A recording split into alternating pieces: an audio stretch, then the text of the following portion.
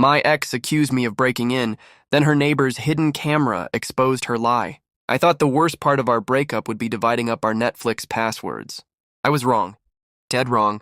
And if it wasn't for a tiny camera hidden in a neighbor's window, I'd probably be writing this from behind bars instead of my new studio apartment. Sarah and I had been together for 2 years when everything imploded in March. The fights got nasty. The trust evaporated, and suddenly I was packing my life into boxes, while she stayed at her sister's place. 2 weeks to get out of her apartment. Harsh, but I understood. On March 15th, I grabbed my last box, left my key on her counter, and walked away thinking I'd never see her again. I was wrong about that too. 3 days later, my phone started buzzing with missed calls. Then the texts started coming. Angry ones. Sarah was claiming someone had broken into her apartment and destroyed the place. Jewelry stolen, furniture damaged, spray paint on the walls. But here's where it gets interesting. She was absolutely convinced I was the one who did it. "You're the only one with motive," she texted. "The cops are going to hear about this." I stared at that message, my stomach dropping. Sure, our breakup was messy, but vandalism? That wasn't me. Still, I couldn't shake the feeling that something about this whole situation felt off. 2 detectives showed up at my door the next morning. Professional, polite, but clearly taking Sarah's accusations seriously. They asked about our relationship when I'd moved out, whether I'd been back to the apartment. I told them the truth. I hadn't returned after leaving my key, but I could see it in their eyes. Recent breakup, access to the apartment, and I'd been home alone that night with nothing but Netflix as my alibi. That's when Detective Rodriguez mentioned something that caught my attention. "We're checking for any security cameras in the building. Sometimes residents install their own after incidents." My heart jumped. If someone had footage, it would clear me completely. But then another thought crept in, one that made my blood run cold. What if Sarah knew more about this than she was letting on? I couldn't just sit there waiting, so I drove back to her building that afternoon. 3-story brick complex, about 20 units, decent parking lot. I started knocking on doors, asking neighbors if they'd seen anything. Suspicious on March 18th, most people were sympathetic but hadn't noticed anything unusual. Then I knocked on apartment 2B. An older man named Frank answered, and when I explained what happened, something shifted in his expression. "You're Sarah's ex-boyfriend." It wasn't a question. "Come in. I think you need to see something." He led me to his living room window facing the parking lot. That's when I noticed it. A small device mounted on his windowsill, almost hidden behind a plant. So discreet I'd never have spotted it if he hadn't pointed it out. "Had some trouble with car break-ins last year," Frank explained, opening his laptop. "This little guy records everything to the cloud." "What time did this alleged break-in happen?" I told him Sarah claimed it was between 8 p.m. and midnight while she was at her sister's place. Frank pulled up March 18th and started the footage at 6 p.m., playing it at double speed. What we saw at 9:47 p.m. made me go completely still. Sarah's silver Honda pulled into her usual spot. She got out alone, looked around nervously, and headed into the building carrying a large duffel bag. The timestamp was crystal clear. "That's strange," Frank muttered. "I thought she was staying elsewhere." We kept watching. Sarah didn't come back out until 1:23 a.m., almost 4 hours later. When she emerged, the duffel bag was gone, but she was carrying what looked like a small trash bag straight to the dumpster. Frank and I exchanged glances. This didn't look like someone discovering a break-in. This looked like someone who knew exactly what they were doing.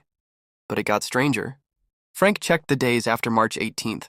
On March 20th, Sarah returned with a suitcase, staying about an hour. On March 22nd, she came back with some guy I didn't recognize, and they loaded boxes into her car.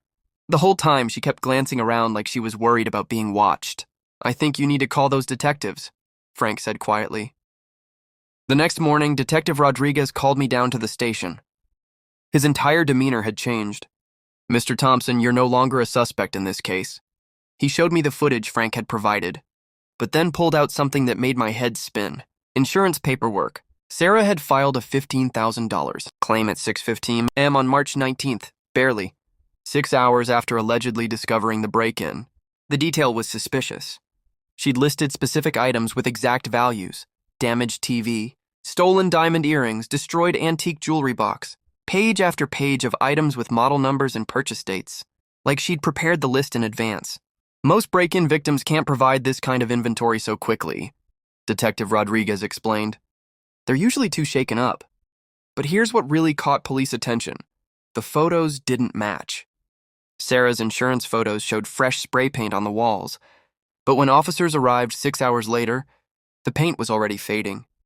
Furniture that was knocked over in her photos was upright when police documented the scene. "Mr. Thompson," the detective said, leaning forward, "we believe your ex-girlfriend staged this entire break-in." The investigation moved fast after that. Sarah's phone records showed she'd been researching insurance claims and payout procedures weeks before our breakup. Her credit card history revealed purchases of spray paint and cleaning supplies on March 17th, the day before the alleged crime. Several items on her stolen property list had been bought just days earlier, including expensive jewelry she'd never owned while we were together. On March 28th, Sarah was arrested and charged with insurance, fraud, and filing a false police report. The local news picked up the story because the security footage was so clear-cut.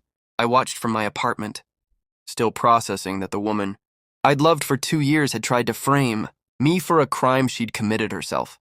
The insurance company denied her claim and initiated their own fraud investigation. Sarah's sister called me later, crying and apologizing, saying she'd had no idea what Sarah was planning. Frank became something of a building hero. When I thanked him, he just shrugged. That camera was supposed to catch car thieves. Never thought it would catch something like this. Looking back, there were signs I'd missed. Sarah had always been dramatic about money, always had elaborate explanations when things didn't add up. But staging a crime to frame me? That was a level of calculation I never could have imagined. Sarah pleaded guilty to reduced charges. No jail time, but probation, community service, substantial fines, and a criminal record that'll follow her forever.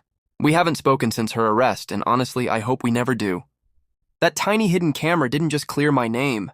It revealed exactly who I'd been sharing a bed with for 2 years. Sometimes the truth is captured in pixels, and sometimes paranoid neighbors with cheap security cameras save your entire future. I learned that some people will destroy you for money, and others will save you for nothing more than doing what's right. The scariest part? If Frank hadn't installed that camera after his car got broken into, I might have been the one with a criminal record. Sometimes being in the right place at the right time isn't about luck. It's about good people looking out for each other, even when they don't know they're doing it. If stories like this keep you on the edge of your seat, make sure to hit that like button and subscribe for more crazy real-life drama. Drop a comment below if you've ever dealt with a manipulative ex or caught someone in a lie this big. Trust me, the stories only get wilder from here.